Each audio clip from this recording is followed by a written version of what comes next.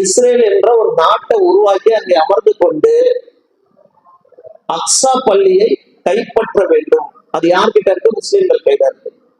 அது மட்டுமல்ல, அங்க முஸ்லிம்கள் யாருமே அங்க இருக்கக்கூடாது. எல்லாரையும் அவங்க என்ன பண்ணும்? விரட்டி அடிக்கணும். அதான் அவங்களுடைய நோக்கம். அவங்க எல்லாரையும் என்ன பண்ணும்? விரட்டி அடிக்க வேண்டும் என்பதுதான் அவங்க நோக்கம். அதுக்குத்தான் இந்த போர் நடக்குது இஸ்ரேல் தரப்புல. இதை முதல்ல நாம புரிஞ்சுக்கணும், ஒவ்வொரு முஸ்லீமும் புரிஞ்சுக்கணும். அடுத்த பலஸ்தீன் மக்கள் என்ன செய்யறாங்க? பலஸ்தீனிலே உள்ள முஸ்லிம்கள் தங்களுடைய நாட்டை காப்பாற்றுவதற்காகவும் அக்ஸா பள்ளியை காப்பாற்றுவதற்காகவும் என்ன பண்றாங்க? அவர்களோடு போர் புரிந்து கொண்டிருக்கிறார்கள். இஸ்ரேல் என்பது ஒரு கட்டமைக்கப்பட்ட ஒரு இராணுவத்தை கொண்டிருக்குது. இஸ்ரேல் என்பது என்ன? அதற்கு மறைமுகமாக பல நாடுகள் உதவி செய்து, குறிப்பா அமெரிக்கா போன்ற நாடுகள் என்ன செய்யறாங்க? உதவி பண்றாங்க. ஆனா பலஸ்தீன் மக்களுடைய நிலைமை என்ன அப்படின்னா, அவங்களுக்கு ஒரு கட்டமைக்கப்பட்ட இராணுவம்லாம் கிடையாது. 2 போராளி குழுக்கள் பலஸ்தீன்ல உருவான 2 போராளி குழுக்கள். ஒன்று ஹமாஸ் என்று சொல்லக்கூடிய போராளி குழுக்கள், இன்னொன்னு ஹிஸ்புல்லா என்று சொல்லக்கூடிய போராளி. இவங்க தான் இராணுவத்தை கட்டமைச்சு அந்த இஸ்ரேலை எதிர்த்து போர் புரிந்து கொண்டிருக்கார். அந்த போர் தான் 233 நாள் ஆச்சு. 2 தரப்புலையும் கடுமையான சேதம். நேற்று வரையில பாத்தீங்கன்னா ஈக்குவலா இருக்கு இஸ்ரேலும். ஆனா இஸ்ரேல் செய்யறது என்ன? நல்லா புரிஞ்சுக்கணும் முஸ்லிம்கள். இஸ்ரேலை பொறுத்த வரையில் அவர்கள் பெண்கள், குழந்தைகள், மருத்துவமனைகள் இப்படி குண்டுகளை போட்டு மக்களை அழிக்கிறாங்க. அவன்ற நோக்கம் என்ன? பலஸ்தீன்ல ஒரு முஸ்லிம் கூட இருக்கக்கூடாது. அதனால என்ன பண்றான்? பொதுமக்கள் வாழக்கூடிய இடத்துல குண்டுகளை போட்டு மக்களை அழித்தொழிக்கிறான். எவ்வளவோ குழந்தைகள், பெண்கள் இறந்து போயிட்டு இருக்காங்க. இன்னைக்கு என்ன பண்ணிட்டான்? ரஃபா என்ற ஒரு பிரதேசத்தையும் அங்கேயும் இப்ப அங்க மக்கள் வாழ்ந்து கொண்ட இடத்த குண்டுகளை போட ஆரம்பிச்சிட்டான். ஆனால் அவன் கொண்டொழிக்கிறது எல்லாமே சிவிலியன்ஸ், அதாவது பொதுமக்களை. ஆனால் ஹிஸ்புல்லா ராணுவமும் ஹிஸ்புல்லா போராளி குழுவும் ஹமாஸ் குழுவும் அந்த இஸ்ரேல் ஆக்கிரமிப்பு ராணுவ படைகளை அவங்களை எதிர்த்துதான் போர் புரியுறாங்க. அவங்க பொதுமக்களை யாருமே போல, இஸ்ரேலுடைய நாட்டில் பொதுமக்கள் சிவிலியன்ஸ்ல யாரும் அவங்க அழிக்கல. அவங்க பலஸ்தீன் உள்ள புகுந்த இஸ்ரேல் ராணுவத்தை தான் அவங்க குறிவச்சு தாக்கிட்டு இருக்கிறாங்க. இஸ்ரேல் ராணுவத்தை தான் அவங்க என்ன செய்யறாங்க? குறி வைத்து தாக்கி கொண்டிருக்கிறார்கள். தங்களுடைய மக்களை காப்பாற்றுவதற்காக, தங்களுடைய மக்களை காப்பாற்றுவதற்காக அவங்களை என்ன பண்றாங்க? ரொம்ப தீவிரமா போராடுறாங்க. உயிருக்கு பயப்படாமல் அல்லாஹ்வுக்காக போராடுறாங்க. அப்ப அவங்க உயிருக்கு பயப்படாம கடுமையா பதிலடி கொடுத்துட்டு இருக்காங்க. 2 தரப்புலையும் சமமா தான் இருக்கு. யாருடைய கையும் ஓங்கல. இவங்க பதிலடி, இவங்க அடிக்கிறாங்க, அவங்க பதிலடி கொடுக்குறாங்க. 2 தரப்புமே இருக்கு. ஆனால் இஸ்ரேலுடைய ராணுவத்தால் கொல்லப்படுவதெல்லாம் பொதுமக்கள், பெண்கள், குழந்தைகள் தான் குறிப்பா இது பண்றாங்க. ஆனால் ஹமாஸ் மற்றும் ஹிஸ்புல்லா போராளிகள் அவங்க இஸ்ரேல் ராணுவத்தை தான் அடிக்கிறாங்க. ராணுவ வீரர்கள் நிறைய குத்தா சாவுறாங்க. இன்னும் சொல்ல போனால் ராணுவ வீரர்களின் தலைவர்களையும் பணைய கைதிகளா பிடிச்சு வச்சிருக்காங்க. ஹமாஸும் ஹிஸ்புல்லாவும் நிறைய பணைய கைதிகளா பிடிச்சு வச்சு டிமாண்ட் பண்றாங்க. இதுதான் இவங்க தரப்புல உள்ள விஷயம். இப்ப இதுதான் பலஸ்தீன் இஸ்ரேல் பிரச்சனை.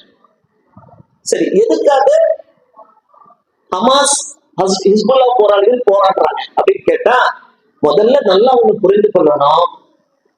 இந்த உலகத்தில் வெறும் பலஸ்தீன் மக்கள் மட்டும் இல்லை, வெறும் பலஸ்தீன் மக்கள் மட்டும் இல்லை, இந்த உலகத்தில் முஸ்லிம்கள் எதிர்த்து போரிட வேண்டும் என்று சொன்னால் அது யாருன்னா யூதர்களை, யூத சமுதாயத்தை எதிர்த்து போரிட.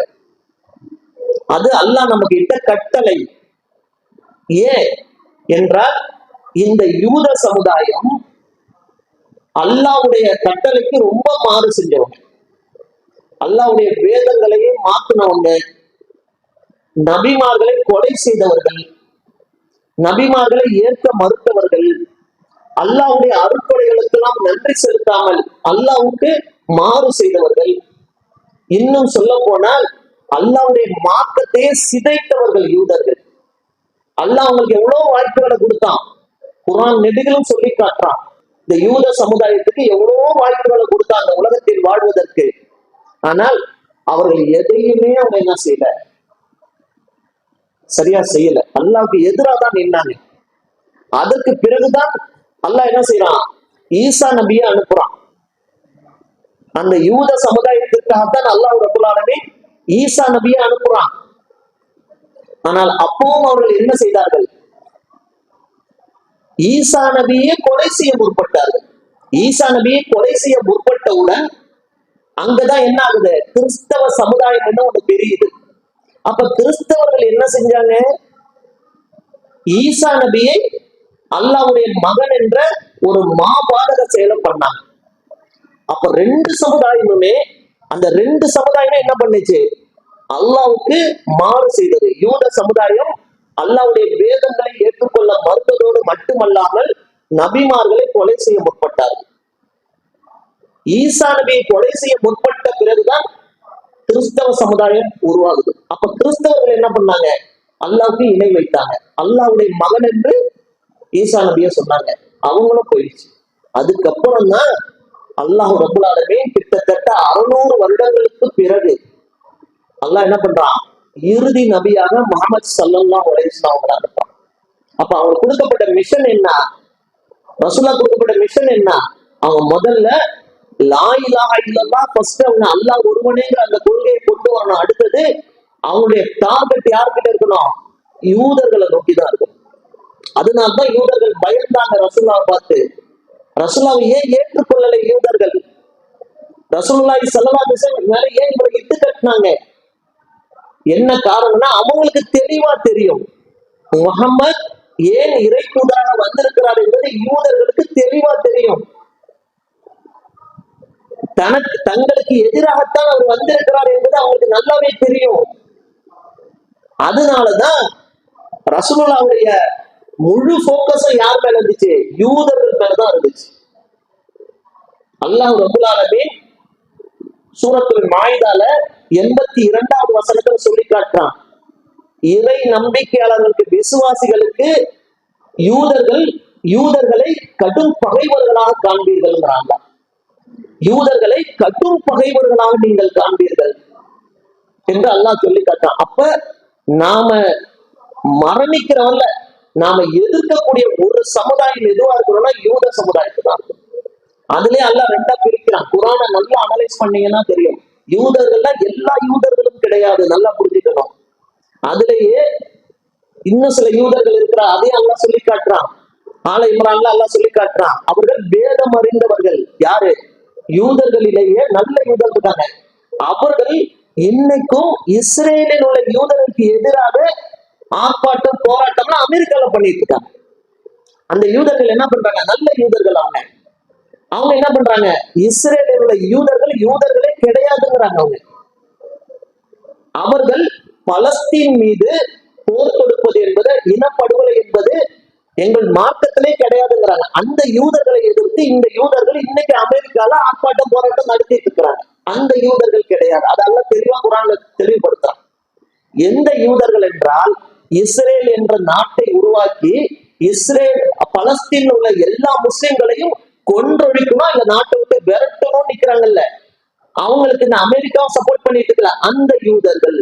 இந்த யூதர்கள் தான் நமக்கு கடைசி வரையில எதிரி. உலகத்தில் உள்ள ஒவ்வொரு முஸ்லிமும் யூதர்களை எதிர்த்து நிக்கணும். யூதர்கள் என்ன செய்யணும், எதிர்த்து நிக்கணும். ஆனால் நமக்கான அந்த வாய்ப்பு இல்லை. அந்த வாய்ப்பு இன்னைக்கு யாருக்கு எல்லாம் கொடுத்திருக்கான், பலஸ்தீன் மக்களுக்கு தான் கொடுத்திருக்கான். அவங்களுடைய இது போரே கிடையாது, நல்லா புரிஞ்சுக்கணும். இது இஸ்ரேல் செய்வது இனப்படுகொலை. தங்களுடைய மக்களை காப்பாற்றுவதற்காக பலஸ்தீனிய மக்கள், அதாவது ஹிஸ்புல்லா குழு போராளிகளும் ஹமாஸ் போராளிகளும் பண்ணுவது, அது அல்லாஹ் அந்த வசனத்துல அல்லாஹ் சொல்லி காட்டுறான் பாருங்க. இது தெளிவா அவங்களுக்கு பொருந்தும்.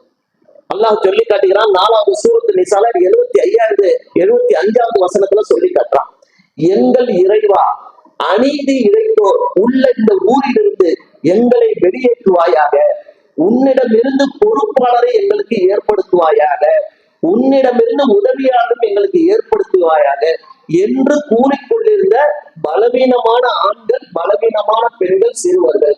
அப்ப அல்லாஹ் சொல்றான், இந்த பலவீனமான ஆண்களுக்காகவும் பெண்களுக்காகவும் சிறுவர்களுக்காகவும் அல்லாஹ்வின் பாதையில் போரிடாமல் இருக்க உங்களுக்கு என்ன நேர்ந்ததுன்னு கேட்கான். இந்த வசனம் இப்ப அப்படியே பலஸ்தீனத்துக்கு போறணும். இன்னைக்கு பலஸ்தீனத்துல இஸ்ரேல் ராணுவம் பெண்கள் குழந்தைகளை குறி வச்சுதான், ஏன்னா அவங்களை கொன்றொழிச்சா போதும். இன்னைக்கு கொத்து கொத்தா கொன்றொழிக்கிறான்.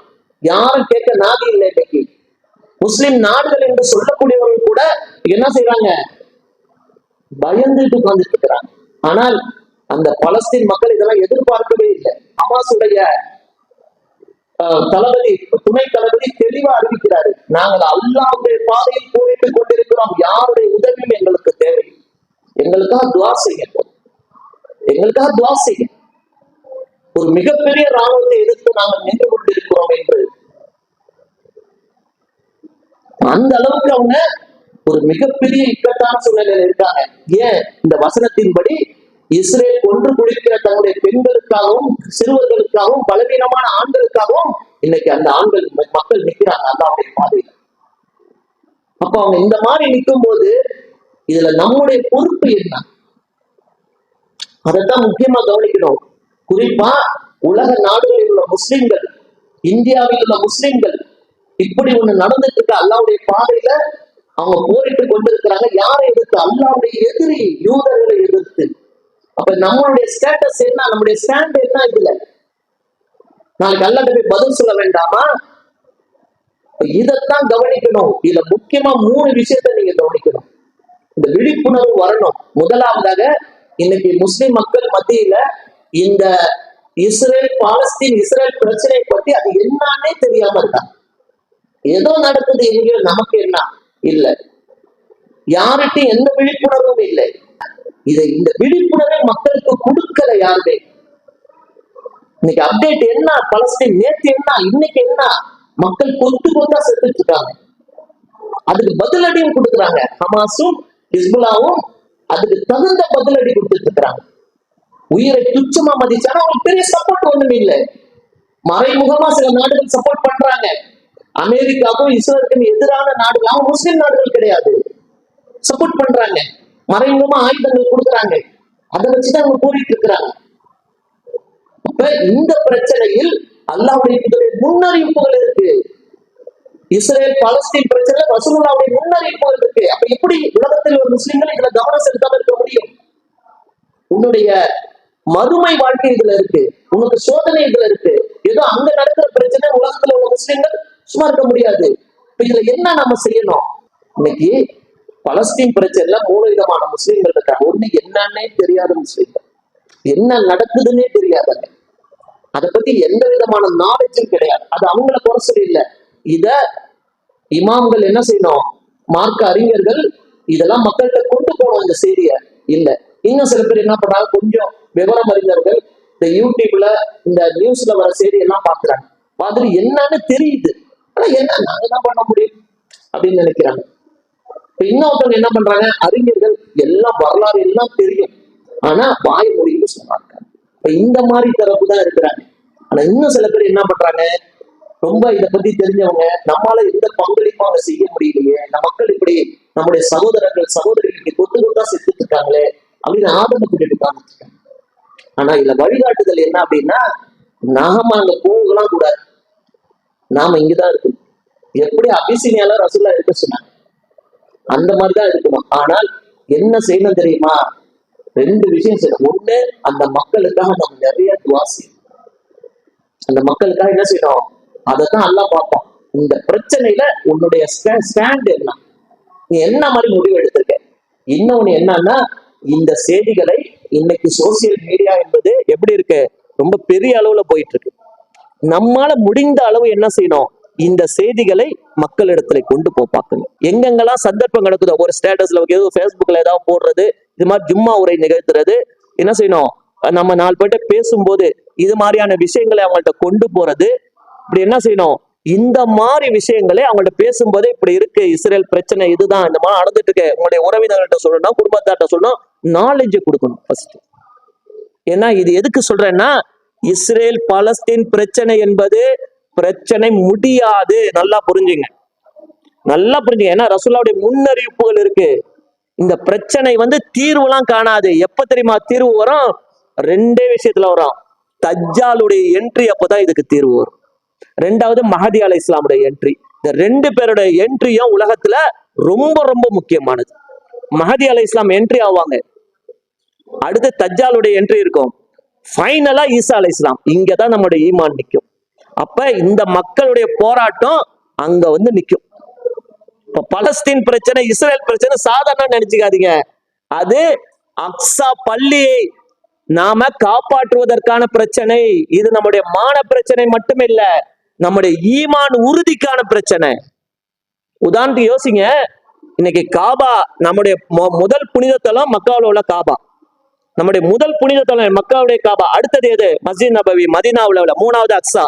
ஆனால் மக்கால இன்னைக்கு உதாரணத்துக்கு இப்படி வைங்க, ஒரு பேச்சுக்கு சொல்றேன், உதாரணத்திற்கு மக்காவுடைய அந்த காபாவை இஸ்ரேலும் அமெரிக்காவும் பிடிக்க உள்ள புதா உலக முஸ்லிம்கள் சும்மா இருப்பீங்களா? சொல்லுங்க, உயிரை கொடுப்பீங்களா மாட்டீங்களா? என்ன செய்வீங்க? யாருக்கும் பயப்படுவீங்களா? எவ்வளவு பெரிய ராணுவம் வந்தாலும் முஸ்லிம்களை அடக்க முடியாது. ஏன்னா அந்த மக்காவுடைய காபா என்பது நம்மளுடைய ஈமான். இப்ப தெரியுதா உங்களுக்கு? அதே அவ்வளவு வேணாம், மதீனாவுல மஸ்ஜிதின் பள்ளி மேல கை வச்சு பாக்குது. சொல்லுங்க, காபாவுக்கும் மஸ்ஜித் நபவிக்கும் நமக்கு உள்ள அந்த ஈமான் உறுதி ஏன் அக்ஸா பள்ளிக்கு இல்லாம போச்சு?